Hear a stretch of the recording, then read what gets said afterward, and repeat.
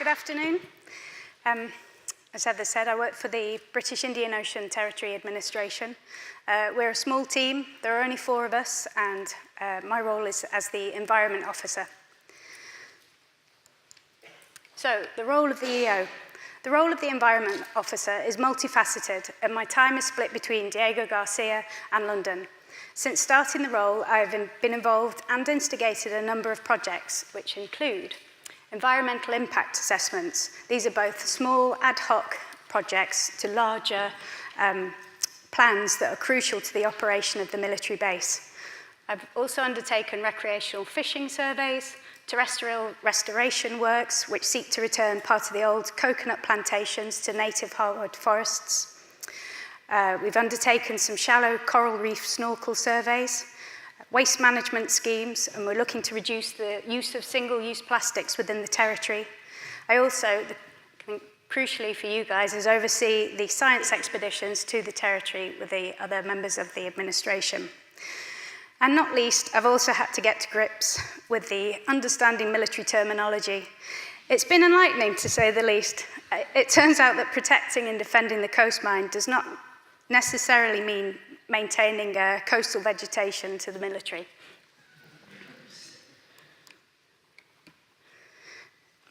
So, all of these different strands of work seek to demonstrate Biota's responsible environmental stewardship of the territory. As such, we are developing a new conservation management plan. It's worth noting that the territory has been managed successfully for about the past 50 years, and what we need now is to interpret all this groundbreaking science that has been presented to us today into practical management initiatives that will protect, enhance, and preserve the unique environment. The Conservation Management Plan is not just marine. It's about Biot's outer islands, and they're also an integral part of the MPA. It's not a coincidence. As we've seen, the islands are integral to the marine ecosystem, and new research has shown that the rat-free islands not only have a better bird population and native trees, but also healthier coral reefs and associated fish populations. The islands also support other threatened terrestrial species. Diego Garcia is thought to have amongst the highest recorded densities of the coconut crab in the world, some 294 per hectare. As Hannah pointed out, there are 18 bird species that breed in Biot, 5 in globally important numbers. Notably, Diego Garcia has the Indian Ocean's largest breeding colonies of red-footed booby, which has grown from 3 or 4 pairs in the 80s to over 5,000 pairs recently. And this recovery is attributable to the low levels of disturbance, especially in the eastern arm of the island of Diego Garcia, which is restricted and remains well managed. Given this incredible natural biodiversity, there is a responsibility of good stewardship. The details of how this may and should be delivered is grouped into 3 main areas. The first responsibility of delivering good stewardship is to protect the territory. The most obvious protection is enforcement against illegal fishing. Recent research has found that the perceived threat of being caught within the MPA is incredibly low, and that the catch per unit effort far exceeds that risk. We do have a patrol vessel that patrols the MPA and uses well-established protocols to target and apprehend illegal fishers, but I think a colleague will be delving into this deeper into the next session. However, there are other measures which may take action to intervene, prevent, and mitigate the impacts against invasive species. Eradicating rats, as Prof. Graham has pointed out, from the archipelago is arguably the most important conservation management activity that can be undertaken to protect, enhance, and restore the terrestrial and marine biodiversity and ecological integrity of Biot. Indeed, NIC's research, which is groundbreaking, clearly demonstrates the importance of rat-free islands to the survival of many of Biot's key species, coral health, and fish abundance.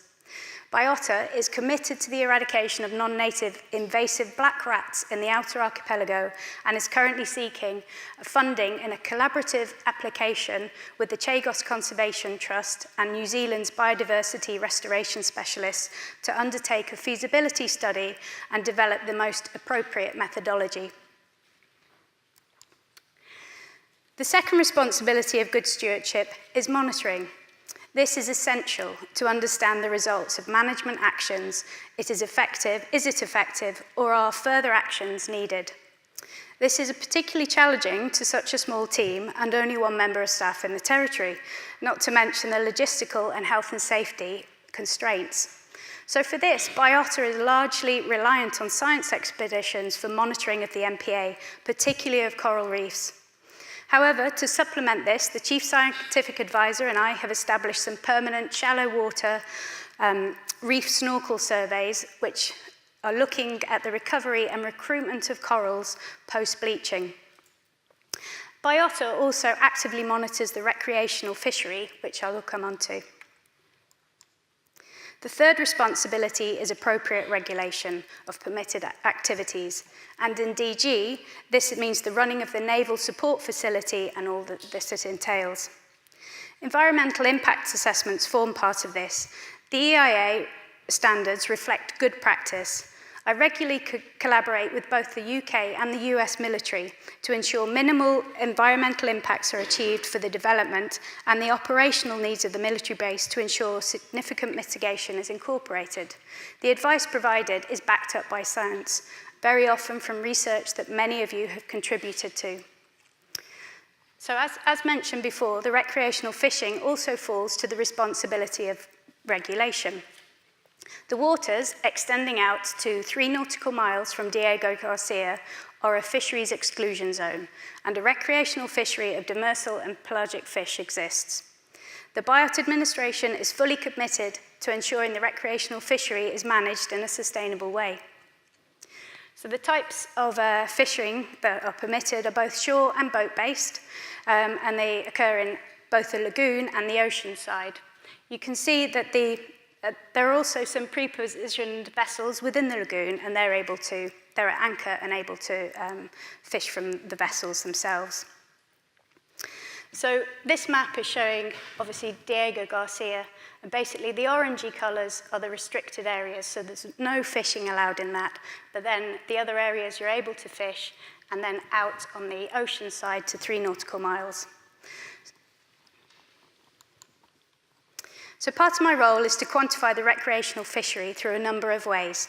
The boat-based fishery is captured by the boat staff and collects data on the numbers of fishers, numbers of lines, hooks, location, hours fished, as well as species caught and weight.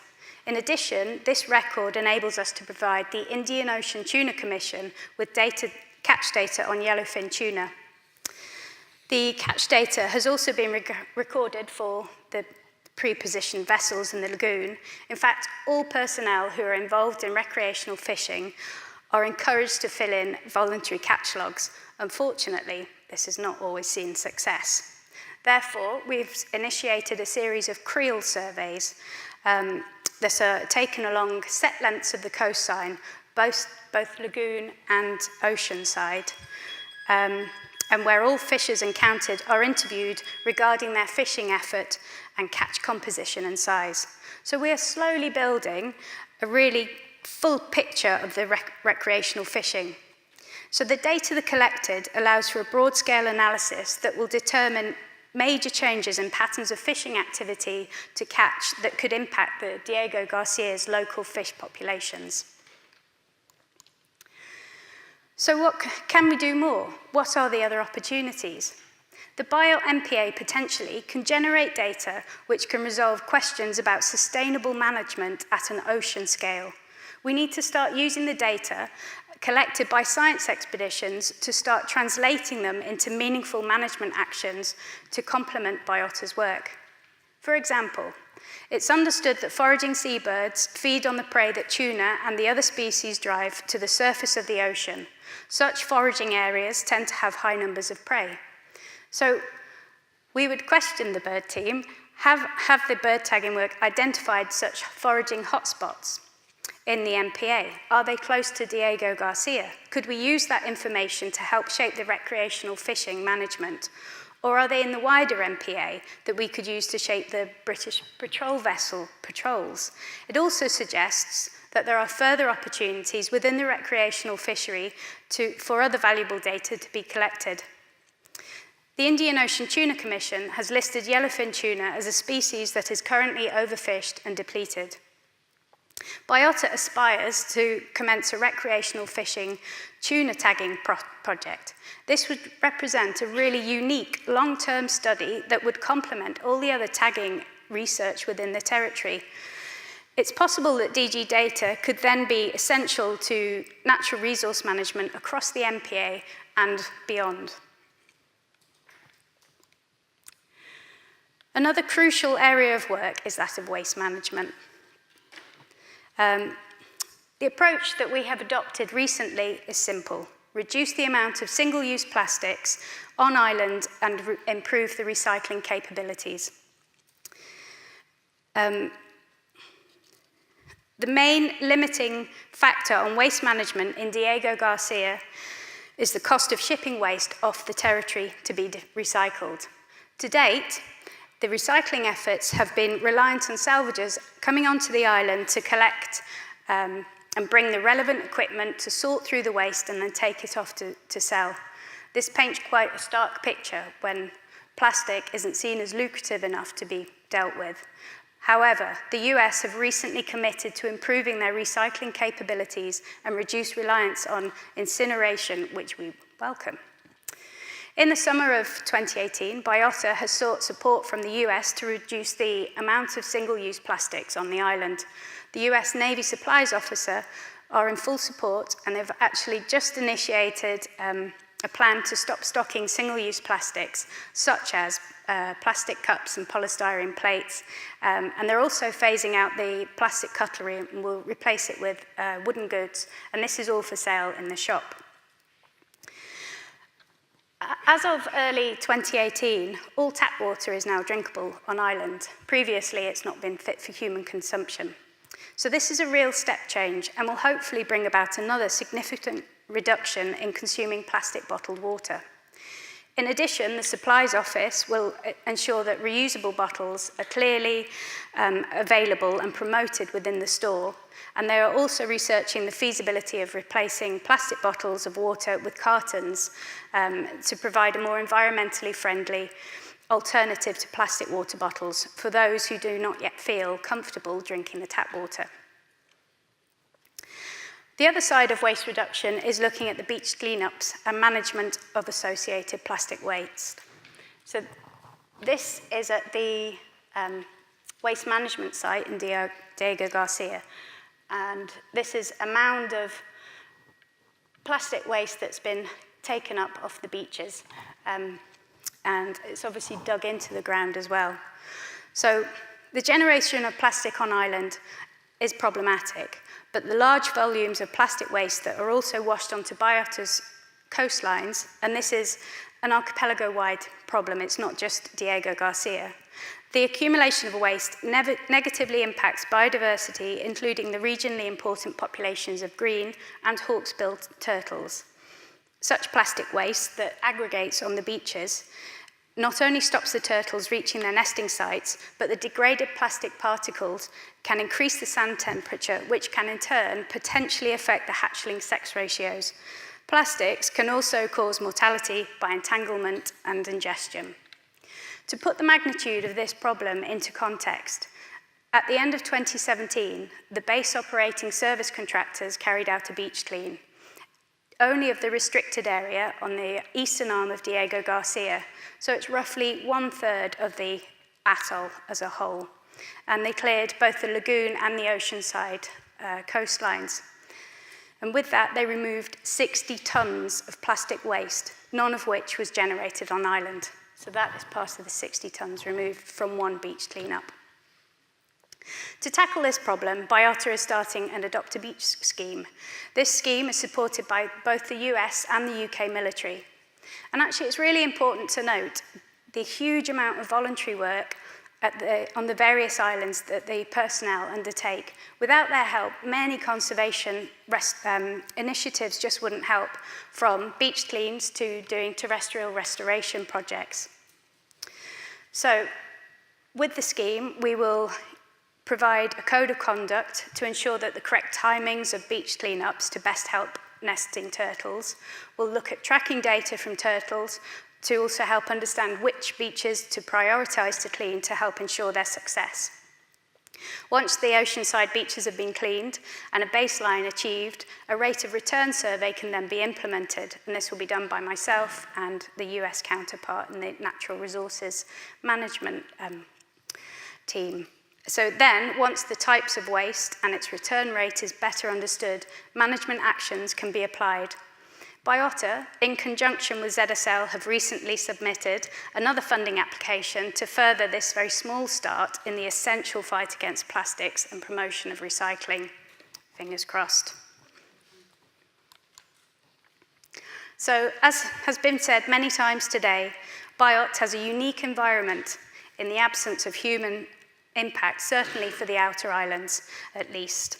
We have a unique baseline to assess how habitats respond to global scale threats such as bleaching. Biota will be promoting this by continuing to support the research expeditions that will help quantify the benefit of the MPA to the wider Indian Ocean and acts as a global observatory. We welcome this continued collaboration and seek to start using the data collected to inform feasible, practical management actions that will be clearly set out in the Conservation Management Plan. Thank you.